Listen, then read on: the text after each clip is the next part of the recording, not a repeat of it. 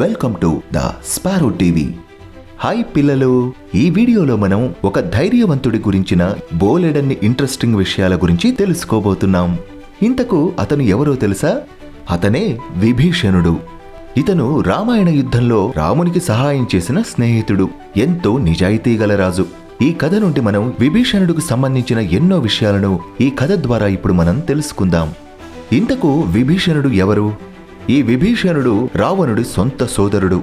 ఒకే తల్లి కడుపున జన్మించిన రావణుడు రాక్షస ప్రవృత్తి కలిగి ఉండగా, విభీషణుడు మాత్రం ఇందుకు పూర్తి విరుద్ధంగా ఎల్లప్పుడూ ధర్మాన్ని పాటించాడు.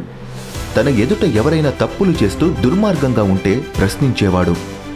ఇక విభీషణుడి గురించిన స్వభావం చెప్పుకుంటే, ధర్మాన్ని నమ్ముకుంటూ తన జీవితంలో సత్యాన్ని ధర్మాన్ని రెండు కళ్ళుగా చేసుకుని జీవించినవాడు. రావణాసురుడు అధర్మం వైపు ఉంటే విభీషణుడు మాత్రం ధర్మం వైపు నిలబడ్డాడు.